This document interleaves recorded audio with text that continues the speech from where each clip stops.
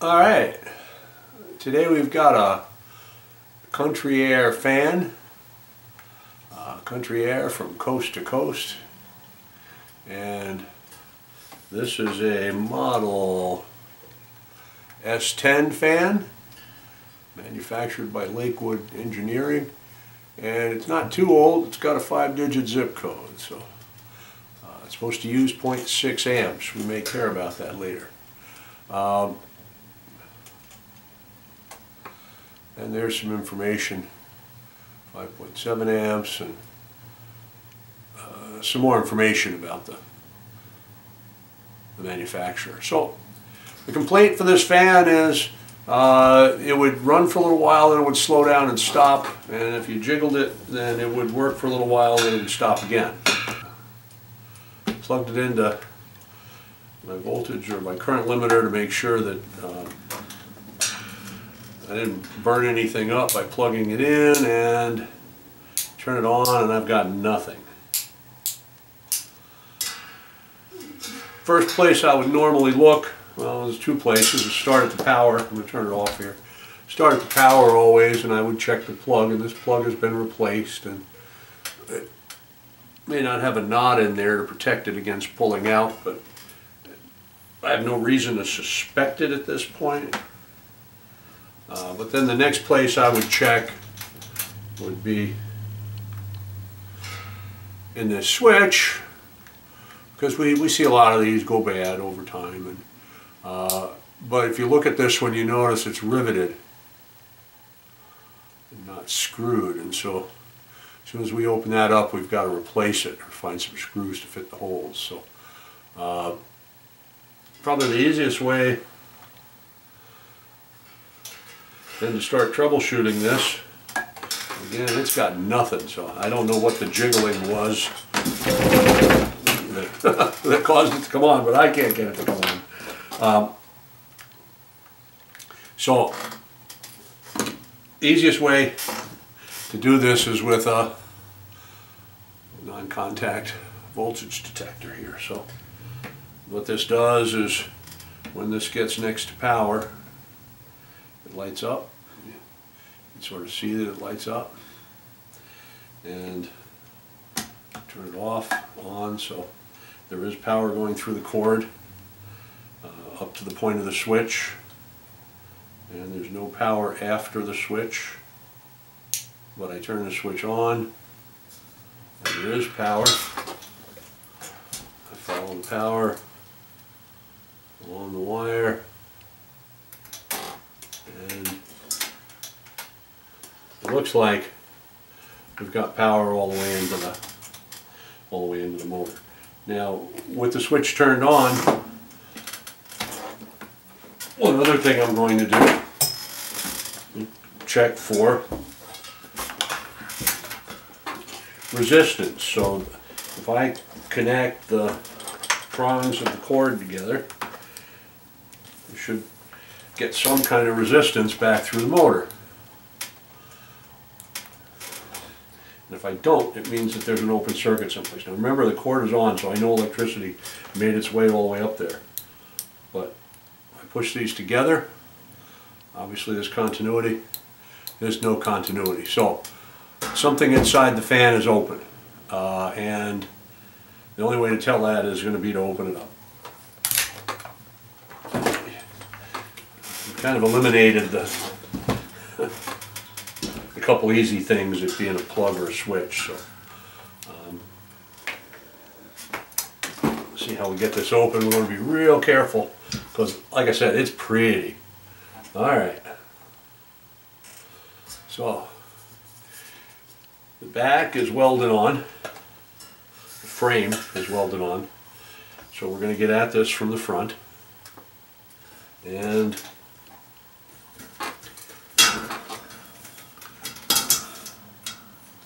looks like this just pops out, which is convenient. And now we're going to look for a set screw. Yep, there it is. I don't know what it looks like.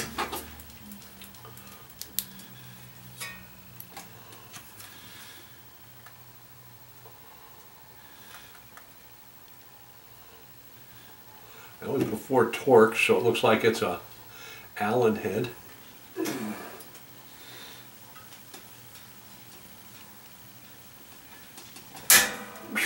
Wow, that was tight.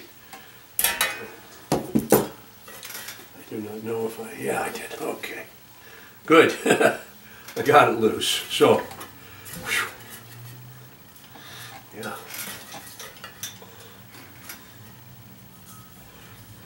Good and tight. But it's been on there for a while, and now the fan doesn't want to come off.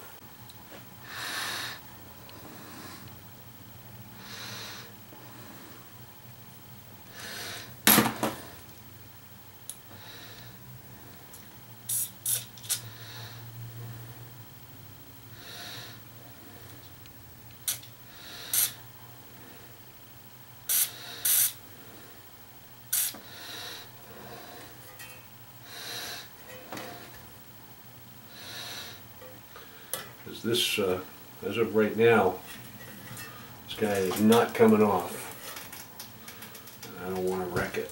So I don't know if you can see it, but in order to get the blade off of this, I had to do something to support the blade, the hub of the blade, while I pound on the other side of it. So I don't want to wreck the armature in the motor.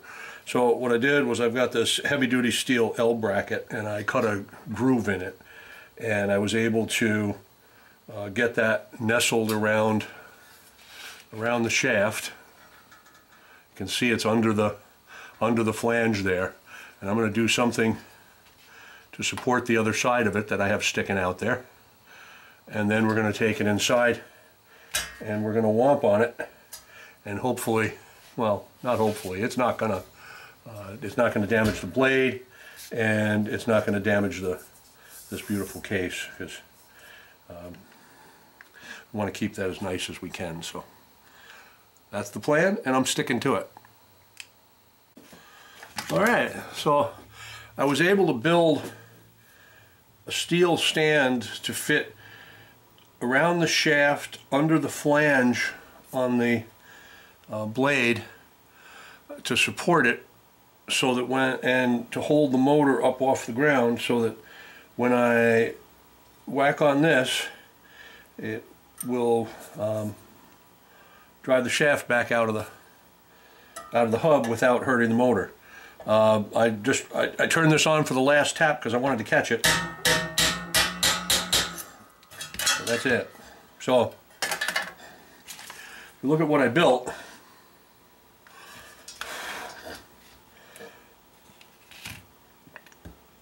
This is an L bracket with a slot in it to hold the shaft, and it's a hefty L bracket with a slot in it. And then on this side right here, this is just a prop to hold it up. So I'll let you see what that looks like. So, and we managed to bend it a little bit. That was stuck on there, man.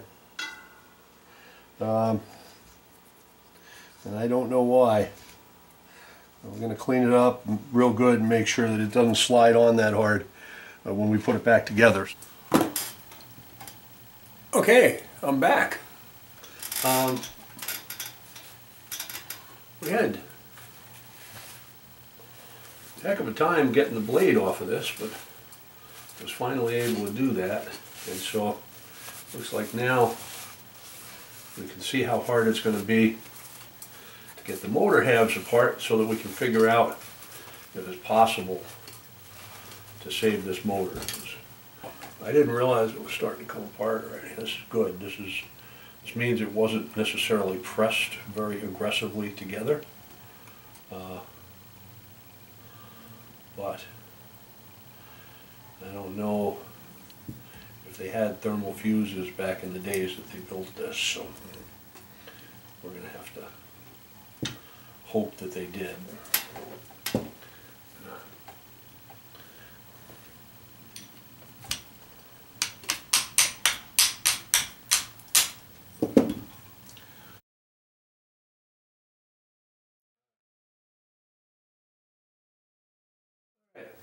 So I'm just going to recap here. It was an open circuit, meaning that there was no connection. So the meter doesn't change. If we touch the pins together, then it shows you that there's a connection, but there's no connection. Now just to be sure that we try it with the switch on, I just turn the switch on, and yeah, same thing, makes no difference which way the switch is. So, question is the switch broken or something like that? So let's plug it in, and then let's follow the electricity. And this will light up when it sees the electricity. So we're following it up the cord here, and it sees the hot side, I believe.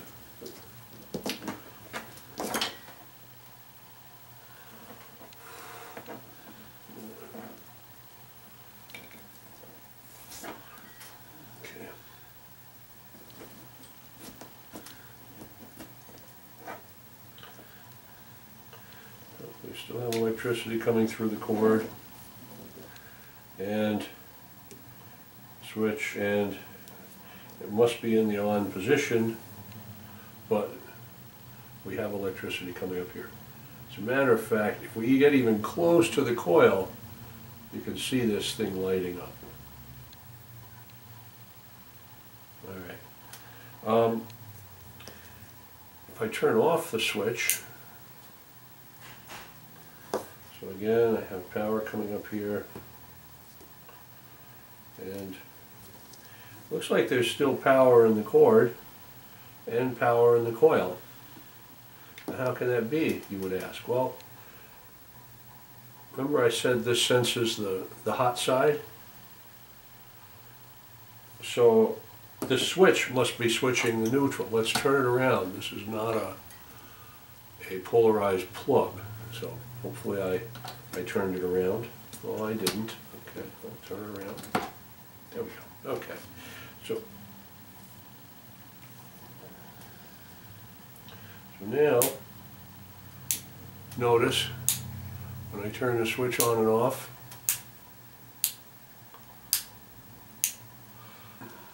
when the plug is turned one way, the power comes all the way up a continuous lead and is always on. When it comes up the other leg of this wire, I'm able to successfully turn it on and off.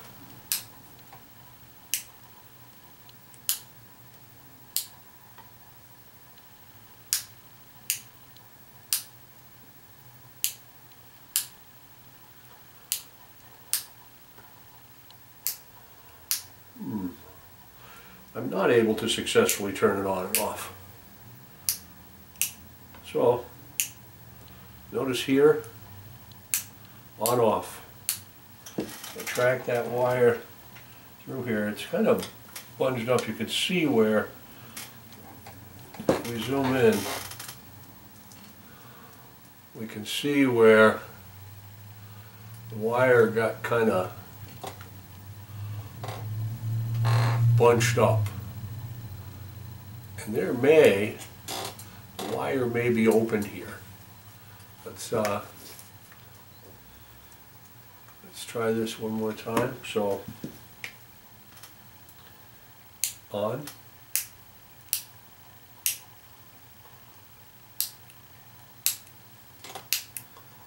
Okay. On. Oops. There we go. And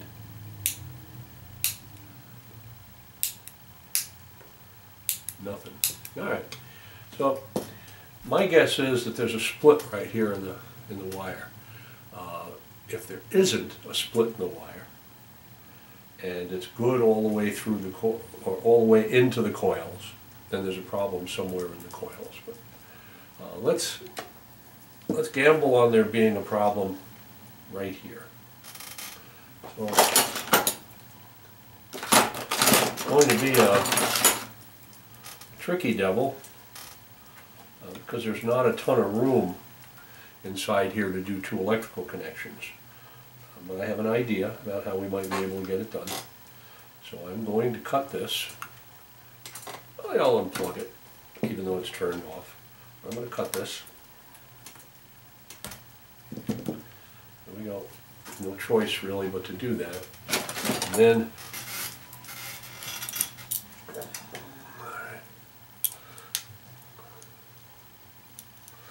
now we need to remove the stress relief.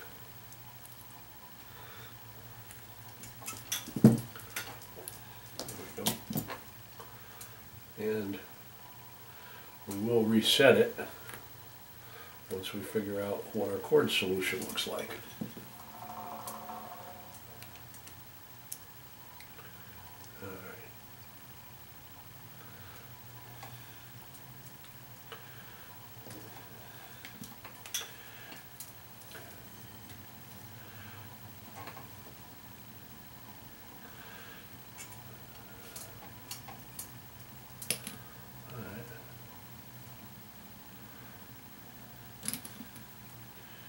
So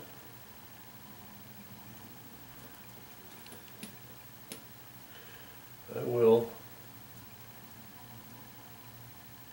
cut this here. And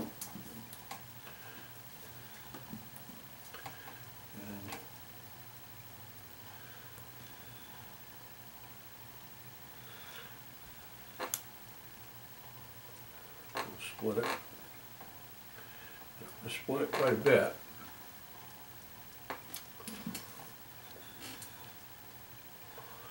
Because I need to figure out where to put these wires after I join them together.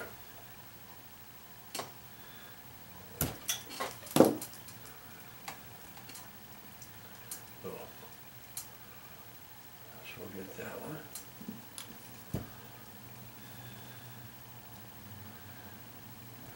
This one, and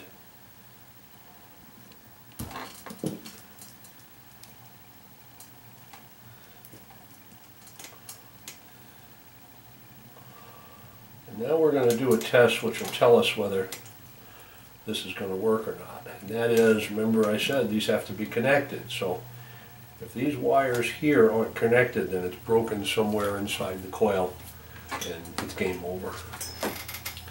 There aren't any fuses. I mean, I could go digging, but I don't believe I'm going to find a fuse in here based on how old this device is. So, all right, I'll let you discover this with me. Are we going to get, is there energy going to flow through the coil or not? If I touch them together, it changes. If I touch this, does it change? Does.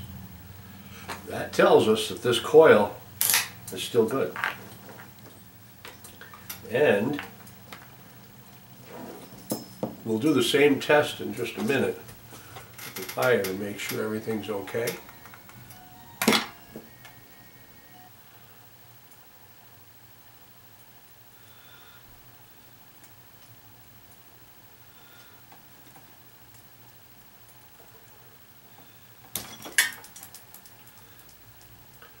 Ah, interesting. That was broken right there. Right where the stress relief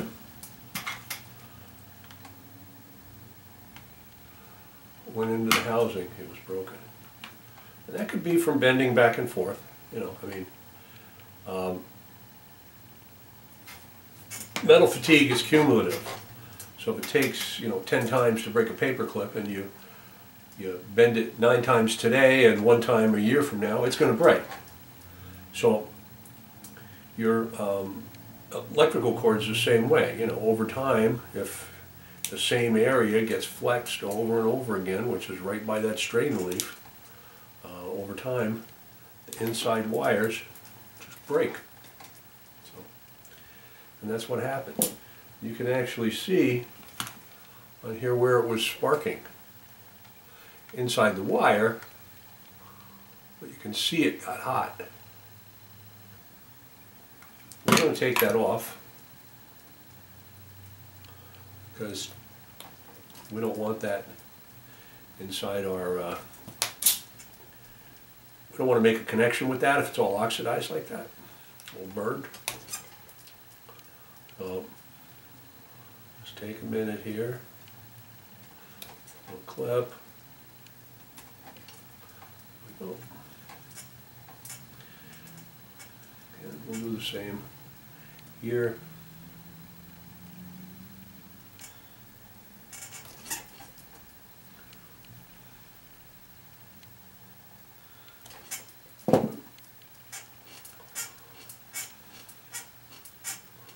All right, and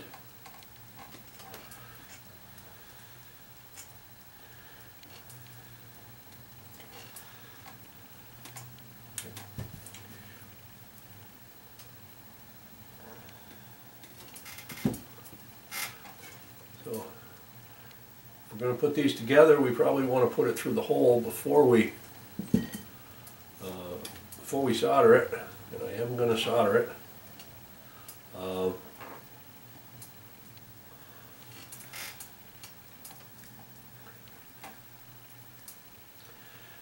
Those two.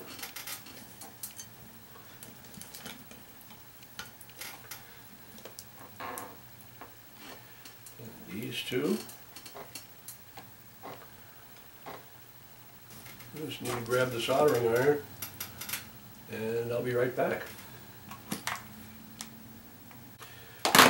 Okay, so we're just going to put these together.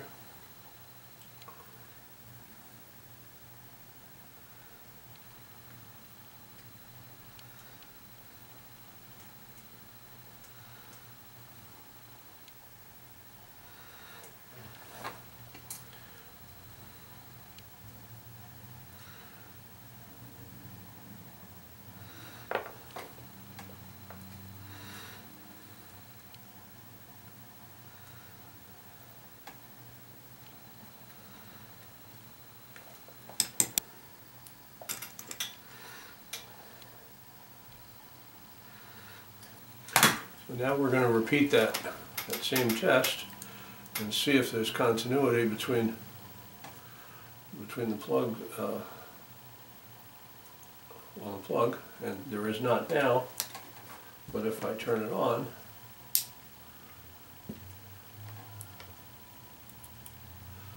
then look at that, there's resistance. And you can see it all the way through the switch, all the way through the wire, all the way through the coils, and back down the other prong. So, that kind of proves to us that our test was right and that we've solved the problem, or at least we're on our way to solving the problem. The problem isn't solved until we get all of this back together and it runs. But for right now, what we're going to do is we are going to put some heat shrink over the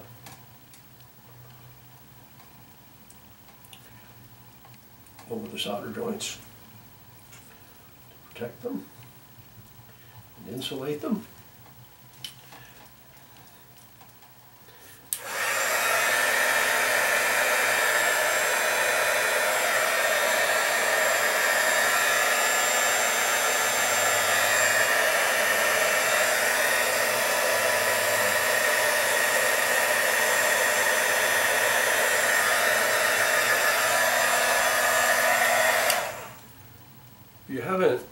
If you haven't discovered the embossing tool for your toolbox, instead of a heat gun, it's a tiny thing.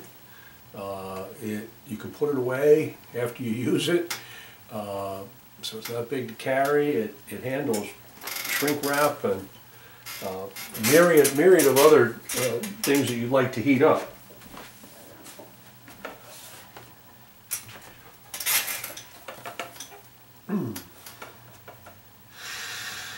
It'll heat up to 650 degrees Fahrenheit, which is more than enough to melt solder or light paper on fire if you're so predisposed.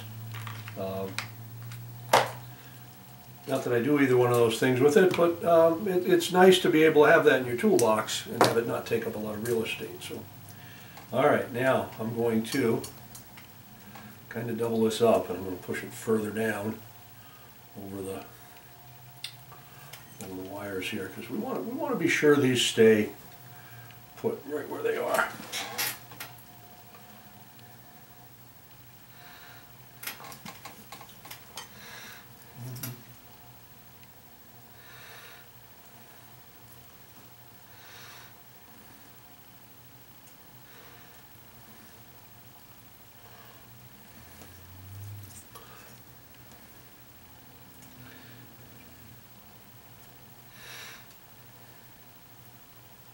There we go. All right. Now we've got a second layer, and we'll shrink those.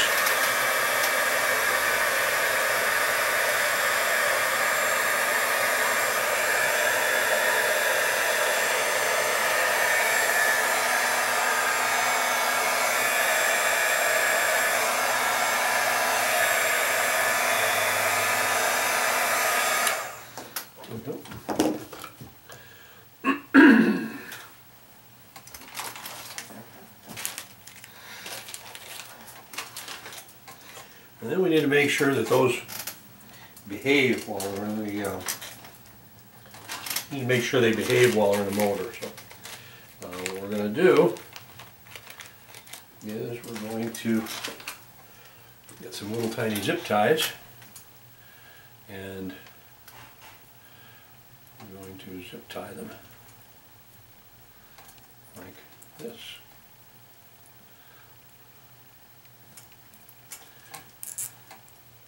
So there's one.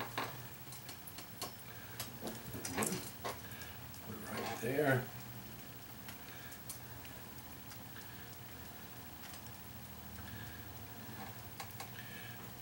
We're moving it away from the screw, but still well attached to the bundle, and off to the side. There's enough room, and snip it. And we'll do the same on the other side.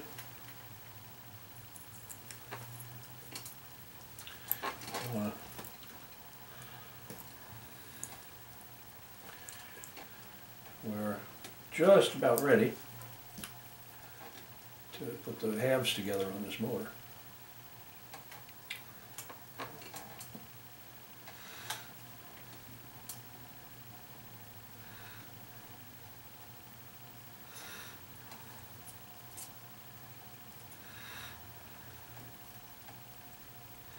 Yep. There we go. So the last thing we need to do is place the strain relief.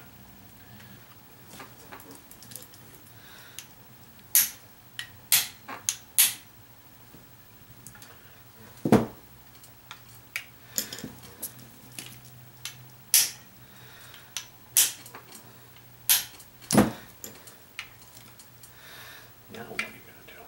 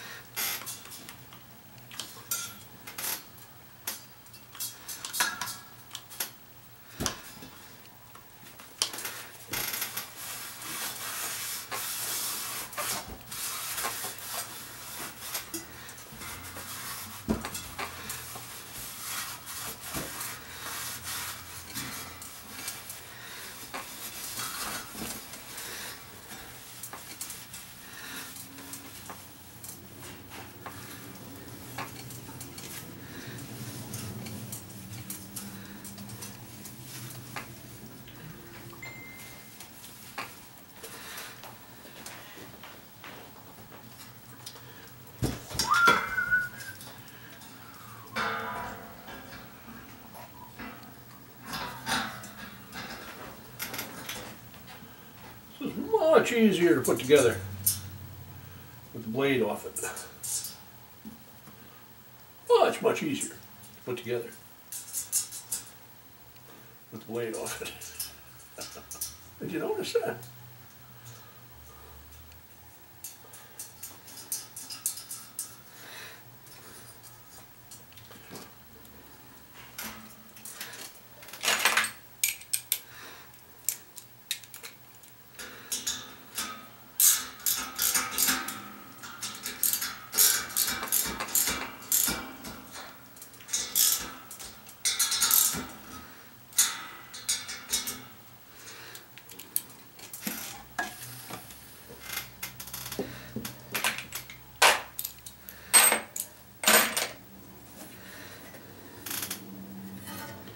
You know,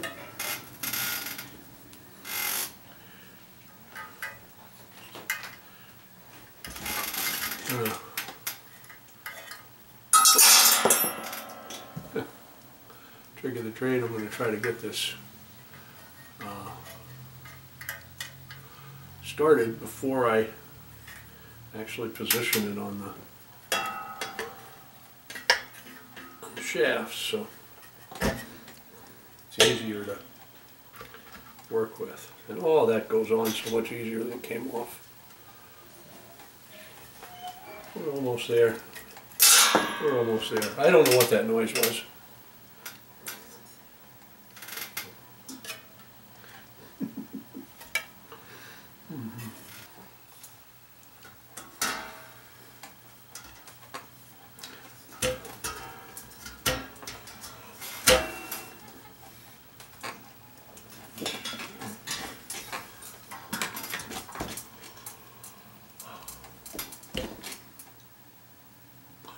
All right, well, looks like this is going to do it. I'm just going to do the last run through.